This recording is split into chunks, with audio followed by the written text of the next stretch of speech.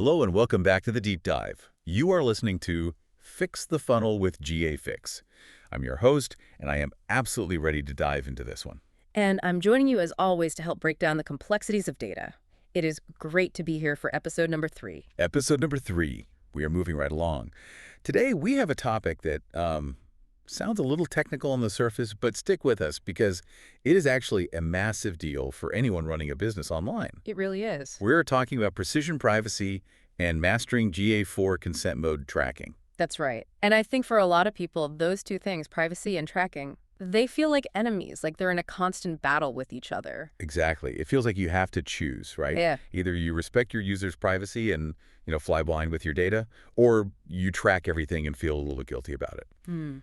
But the hook for today, and what we're going to unpack, is that this is a false choice. It is. The source material we're looking at today really highlights how these two concepts actually work together. If you get it right, you don't have to sacrifice data for privacy. But if you get it wrong. Yeah. Well, that brings us to our horror story. And honestly, reading through this anecdote in the source material, I got a little bit of secondhand anxiety. Oh, yeah. It's the nightmare scenario for any marketer. So let's set the scene for you. We are looking at a fast-growing e-commerce brand. We aren't naming names, but you'd recognize the type. High growth, heavy ad spend, lots of traffic. Things are going great. Things are going great, sales are up, the team is high-fiving, and then overnight, literally overnight, their GA4 conversions just dropped by Exactly 25%. Just vanished. Gone. A quarter of their business seemingly wiped off the map. Imagine walking into your Monday morning meeting and reporting that. Wow. Now, usually when you see a cliff edge drop like that, you assume something physically broke. Right, that's the first logical step. Yeah. You check the infrastructure. Did the server crash? Did the Facebook ad account get banned? Did someone unplug the router? Yeah, exactly. Right. So the team goes into panic mode. They check the campaigns running perfectly as usual. They check the site. The checkout process is smooth as butter. They check the funnel. And customers are clearly still buying things because the bank account is growing. Yes. But the dashboard. Yeah. The dashboard says 25% of the business just evaporated. That is the gaslighting moment. The reality of the bank account doesn't match the reality of the analytics. And that is such a dangerous place to be because your source of truth has suddenly become a liar. It's terrifying. So they bring in the experts to diagnose this.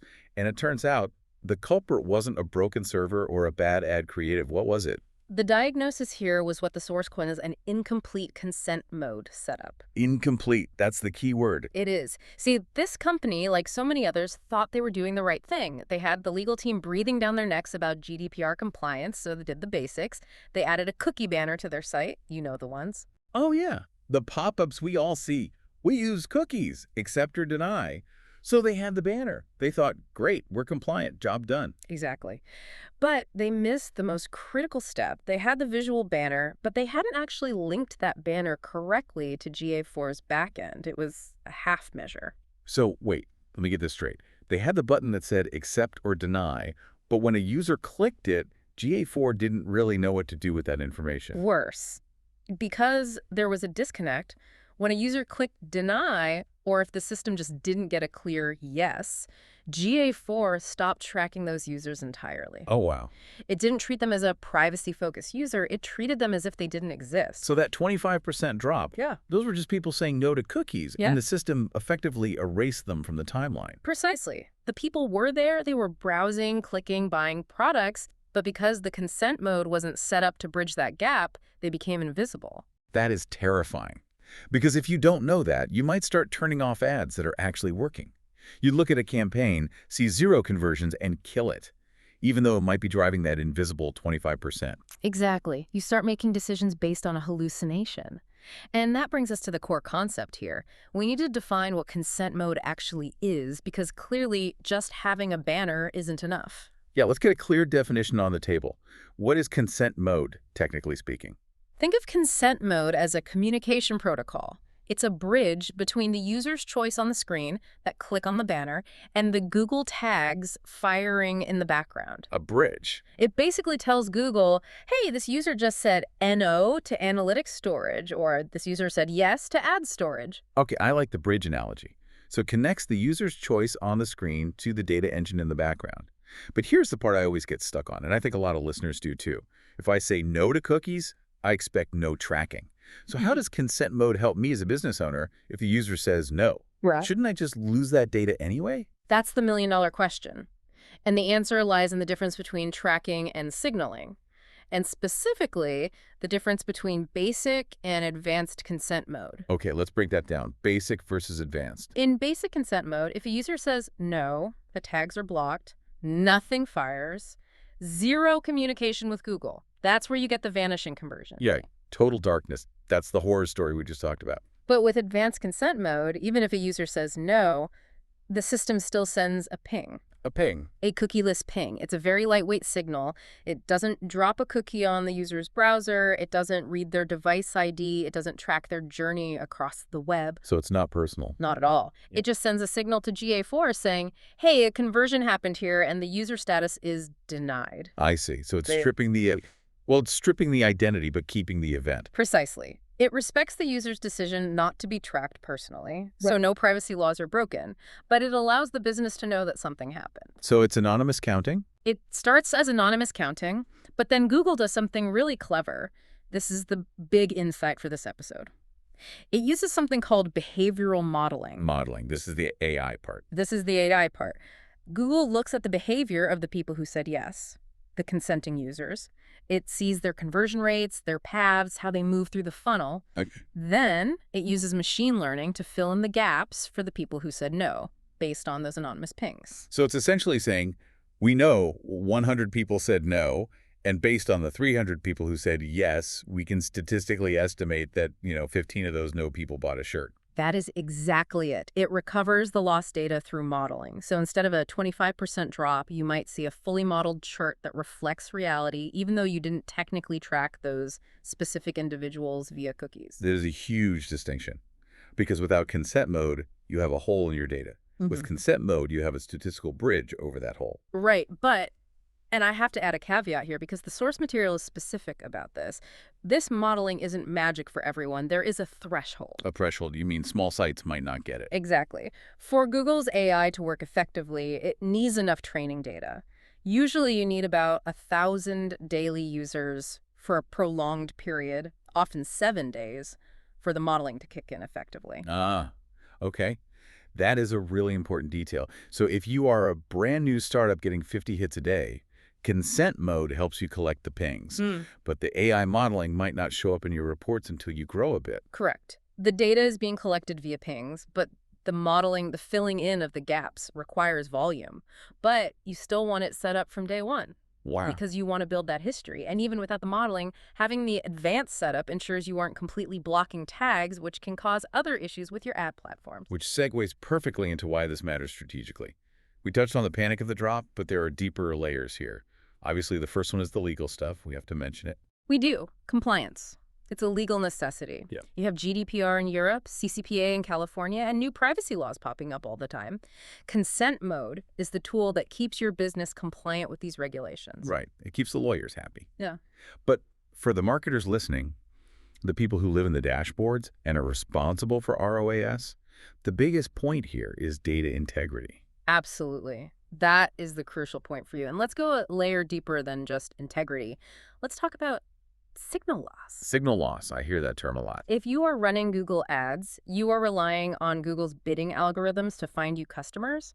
Those algorithms are hungry beasts. They need data to learn. Yeah. If you feed them 25% less data because you messed up your consent setup, the algorithm effectively gets stupider. It's flying blind. It is. It can't optimize for conversions. It can't see. So by fixing consent mode, you aren't just fixing your reporting. You are actually improving the performance of your ad spend because you're feeding the algorithm better signals. That's the key takeaway. It's not just about compliance. It's about performance. If your competitors are using consent mode and modeling their data, and you aren't, their bidding algorithms are smarter than yours. 100%. In a competitive market, you cannot afford to be guessing. You need to know if that ad campaign is actually driving ROI or if the conversions are just hiding in the consent denied bucket. Okay, so we're sold. We don't want the horror story. We want the real data. We want the bridge. How do we actually do this? The source gives us a bit of an action plan, but I want to get specific. Let's get into the weeds. It starts with what they call the setup rule. Which is? You must connect the cookie banner directly to GA4 or your tag manager. I feel like we need to underline that. Just putting the banner on the website is like painting a door on a brick wall. It looks like an entrance, but it doesn't go anywhere. That is a fantastic analogy, yes. The banner is just the interface. The connection to the tag manager is the actual mechanism. If that link isn't there, the banner is just decoration. So technically, what does that connection look like? Usually it's done through Google Tag Manager or GTM. In the past, you had to create these complex blocking triggers. You had to tell every single tag, if the user says no, don't fire. It was a mess. A spaghetti mess. Total spaghetti. Now, GTM has a feature called Consent Overview. You enable it, and the tags become consent aware. You don't block them. You just tell them, listen to the consent signal. So the tag decides for itself, oh, the user said, no, I'll just send a ping instead of a cookie. Exactly. It automates the compliance. Okay, that sounds cleaner. But here's the problem with invisible things like pings and signals. Yeah. How do I know it's working? I mean, invisible data tracking isn't exactly something you can see with the naked eye. No. And please do not try to just guess. The source is very specific here. You need to use the GA4 debug view. Debug view. This is inside GA4. Yes, it's in the admin section. It allows you to see events coming in real time. Yeah. But to really test this, you need to look at the parameters. Okay, walk us through the test. Step 1. Go to your site. The banner pops up. You click Accept. The happy path. You look at the debug view or the GTM preview console. You should see a parameter called GCs. GCs. Google Consent Status. Exactly. You want to see something like G111. That 11 at the end basically means yes to ads, yes to analytics. Okay, so G111 is the green light. Then, and this is the part everyone skips, you have to clear your cookies and do it again. But this time, click Deny. The unhappy path. Right. Now look at the GC's parameter. It should change. It usually shifts to G100, which means consent denied for storage. But, and this is crucial, you should still see the event firing. Yes, that is the check. If you see the event firing, but with the denied status G100, Yeah. advanced consent mode is working. You are getting the pings. And if the event doesn't fire at all? Then you have the vanishing conversion problem. You are in basic mode or your setup is broken. Trust but verify. I love it. Now, there's also a point here about communication, and I think this gets overlooked. We get so caught up in the GC's parameters, we forget about the human being clicking the button. That's right. The source advises including clear messaging on the banner so users actually understand why consent is being requested. Yeah, if the banner just says, we use cookies, in all caps with a giant OK button, that's not really helpful. Or if the reject button is hidden in a maze of menus. That creates suspicion. If you explain, we use cookies to improve your experience and understand how our site is performing, users are often more willing to grant consent. Transparency builds trust. And trust gets you better data. It's a win-win.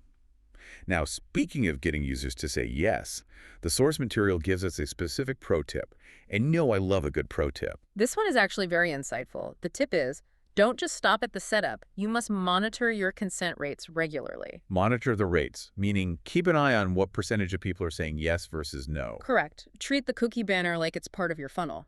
Because it is. Why is that so critical? Yes. I mean, if we have the modeling, does it matter if people say no? It matters immensely. Remember that threshold we talked about, the 1,000 users? Right. If your consent rate drops too low, you might lose enough yes data to train the model effectively. The model needs truth to base its guesses on. If everyone says no, the model has nothing to learn from. Oh, that's interesting. So if normally 70% people say yes and suddenly that drops to 10%? Then your model effectively breaks or becomes highly unreliable. So you need to watch that rate. Maybe your banner is broken.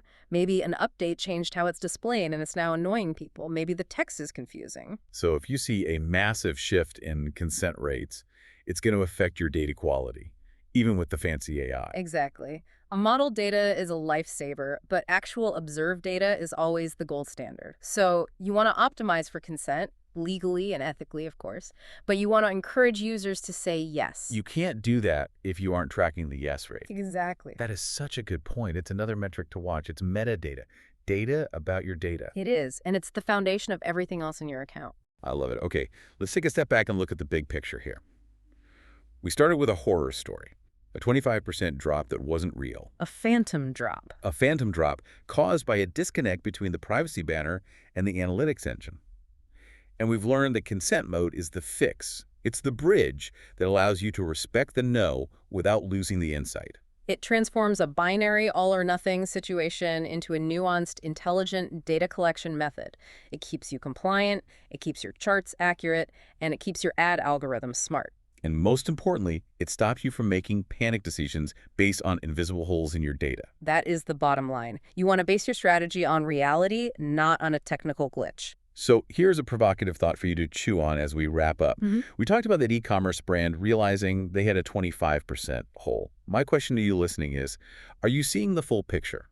Or are you looking at your dashboard right now, confident in your numbers, while staring at a 25% hole you don't even know exists? It's a scary thought. You don't know what you don't know.